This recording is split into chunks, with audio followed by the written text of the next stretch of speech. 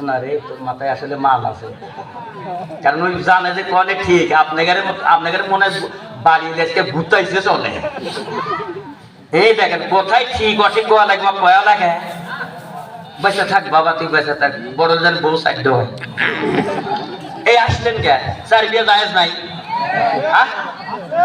জায়েজ কোরআন শরীফে আছে, জায়েজ আছে, সুবহানাল্লাহ কর না বাবা। আবার কোয়া কালকে যে আমার বাড়িতে গন্ডগোল বাজাইবো, কব কামরুল হুজুর কইছে সাইড। হ্যাঁ চলে আসবে, সব চলে আসবে ইনশাল্লাহ, ভাইয়েরা সব চলে আসবে।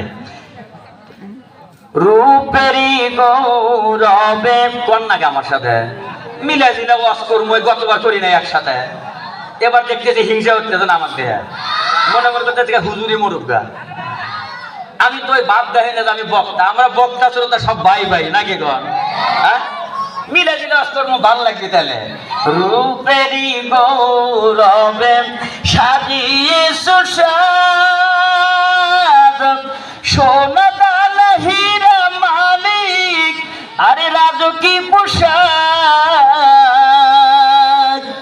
কথা কয় না। যেদিন তুমি চলে যাবে সবই রবে পড়ে, ঠিক না?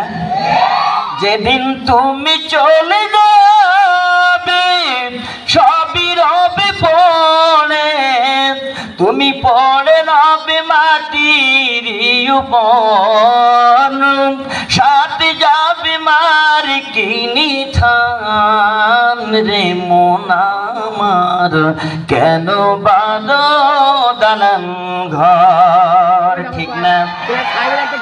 এ মুসলমান আল্লাহর গোলাম পর্দানিশি মা বোন, গভীর মনোযোগ দিয়ে কথা শোনো রে মা বোন। এ মা বোন আপনারা খেয়াল করবেন যে নারীর একটু সুন্দর, তাদের ফ্যাশন কম না বেশি? ভয় পান? একবার ইউনিভার্সাল চিরন্তর সত্য, কথা ঠিক না?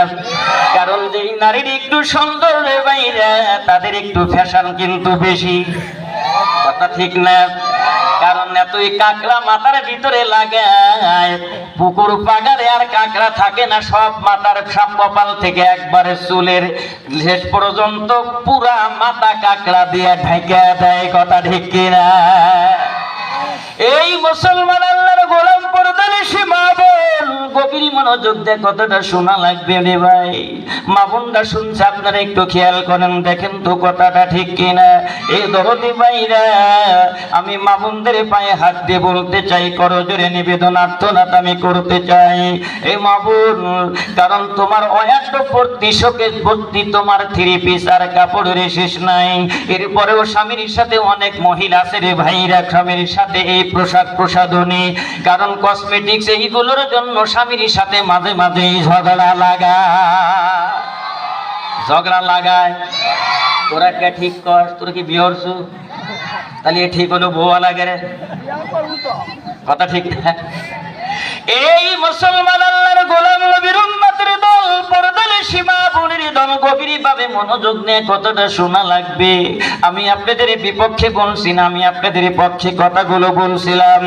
এ মা ভালো করে শোনো রে মা বোনরে, তুমি ভালো করে শোনো, কারণ স্বামীর সাথে কিন্তু যারা ঝগড়া করে তাদের কিন্তু তিব্রানির হাদিসে বলছেন, স্বামী যদি কলিজার মধ্যে কষ্ট পায়, স্বামী যদি আত্মার মধ্যে কষ্ট পায়, তাহলে আল্লাহর নবী বলেন ওই নারী জান্নাত তো দূরের কথা, জান্নাতের বাসনাও মিলবে না, কথা ঠিক কিনা?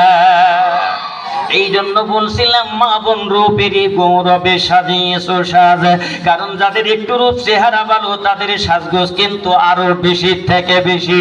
কিন্তু তুমি জানো না রে মা বোন, জানো না, যেই দিন মালাকুল মউত তোমার কাছে চলে আসবে, যেই দিন দুনিয়ার তাকব্বরি গর্ব ফখর সৌন্দর্য সবকিছু শেষ হয়ে যাবে, এ মা বোন তোমার ওই দামি দামি পোশাক প্রসাধনী সোনা দানা হীরা মানিক সব পড়ে থাকবে।